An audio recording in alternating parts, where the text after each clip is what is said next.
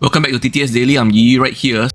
So on March 3rd, 2025, in Thailand, Pathum Thani province, that's north of Bangkok, okay, a well-dressed woman unexpectedly jumped onto a bonnet of a Toyota car. So anyway, imagine you're driving down the road and suddenly a woman jump or leap onto your bonnet, okay, like this. So a well-dressed woman, okay, unexpectedly jumped onto the bonnet of a Toyota car driven by 32-year-old Panica Bencha Thamwood, causing dents and scratches, okay? This occurred on Lam Kuka Road, Pathum Thani province at around 9:24 p.m. on February 26, okay? So it's not March 3rd, February 26.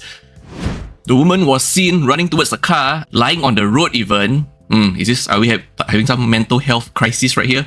And attempting to climb a pickup truck, she was unsuccessful before targeting Panicha's vehicle. She climbed over Panicha's car, see the picture? And descended on the other side. What?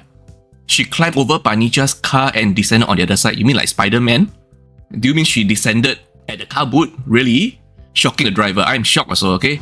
Multiple bystanders recorded the event and urged Panica to leave quickly. So these bystanders actually are also victims. So apparently, Panicha's car isn't the first car, okay?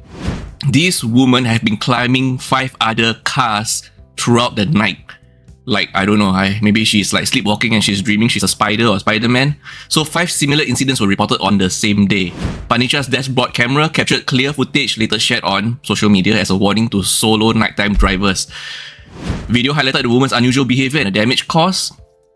Of course, police investigations are underway and the suspect was briefly detained but released to relatives. She remains at large. Like, you detain the suspect and then you release her. Now, the police confirm ongoing efforts to locate her. Like, what?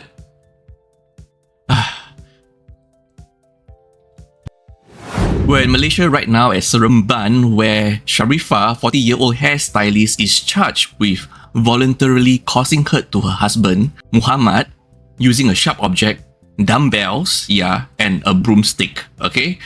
So it occurred at a house, probably their home, on February 26, 2025 at 5 a.m. That is in the early morning and Sharifah pleaded not guilty, and Sharifah, the defendant, claims that the alleged victim, her husband, assaulted her first, resulting in her broken leg. As you can see, she appeared in court on crutches, you can see here.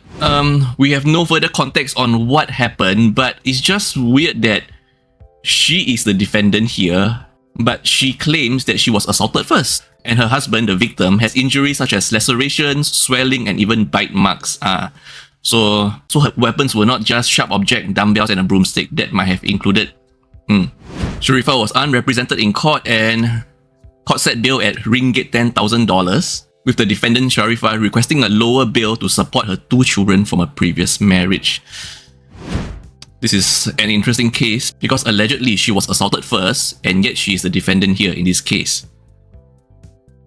Back in Singapore right now, where an 82-year-old woman was found dead in her flat on Sunday, March 2, 2025 after being unresponsive for 5 days. She lived alone in a flat at Block 171 Bukit Batok West Avenue 8. According to a close friend, she had lived alone for over 40 years and they typically met monthly. The friend last spoke to her on the second day of Chinese New Year, early February 2025. On February 25, the friend called to remind her about a TV series but got no response, which was unusual. So the friend called repeatedly, visited the flat but saw no signs of activity, closed windows, no lights, accumulated flyers. Those are really red flags. So the friend then informed the residence committee, but it's unclear who notified the police. But on March 2nd, 12:30 p.m, police were alerted to an unnatural death, found her motionless and pronounced her dead at the scene. Actually unknown to a lot of people, there are actually a lot of elderly in Singapore living alone for decades, and some have families that they are not in contact with, some have no families to rely on. They get by, they really get by meagerly, okay? So, and these elderly are really lonely, they need our help, they need a helping hand. That's why there are not-for-profit organizations and charities that reach out to these elderlies and help them, but then, old people need friends and be kind to each other. Okay, an update. We finally have update from the Ministry of Education, MOE, regarding the viral school bullying incident at Montfort Secondary School. As you have known, the viral video was posted on February 22nd, 2025, which showed a secondary 1 boy from Montfort Secondary being kicked and tripped by classmates, okay? So now MOE investigations revealed the boy fought with the two classmates in a classroom, stopped by a teacher, but the conflict continued in the stairway and canteen, which you see, the video you are seeing was the part in the stairway and the canteen, okay? So MOE have decided that all three students share responsibility and will face punishment, which includes caning, detention, and suspension.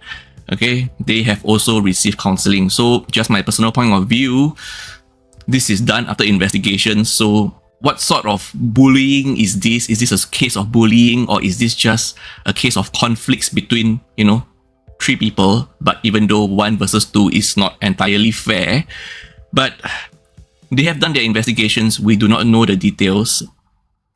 Some people might feel that it's unfair for the boy who was shown being bullied to be punished, but once again, let's not jump to conclusions. MOE have done investigations, though they probably know they probably know both sides of the story, They know both sides of the story. Okay? What we see is only what happened later on, right? The victim's mother did file a police report on February 23, 2025, claiming her son is traumatized and now fears school. And now, Montfort Secondary is working with the students' parents to enforce discipline and provide support. Finally, police investigations are ongoing following the report still. And yeah, this is the update. So we have to trust MOE investigations are thorough and the punishments are fair. And for our last story of the day, trigger warning, okay? So this happened in Singapore. A former actor in Singapore has been charged in court on January 24th, 2025 for engaging in inappropriate physical acts with a 15-year-old girl. The accused has indicated willingness to plead guilty, as updated in the ICMS system, and the case was heard in state courts on March 4th, 2025 and adjourned to May 5th, 2025. The details of the offence are: the accused allegedly engaged in inappropriate physical acts with the girls at least 6 times since June 2024, before she turned 16. The locations included Marina Bay Sands Hotel, Mount Elizabeth Novena Hospital, and his home. Upon reading this, I'm like, am I reading this right? Mount Elizabeth Novena Hospital with an underage girl in the hospital. Okay. Additional charges for the accused includes instructing the girl to cry and lie to her mother in August 2024 to avoid charges, and stalking her by calling 18 times in a day, sending a WhatsApp message and accessing her virtual room on a karaoke app. Wow.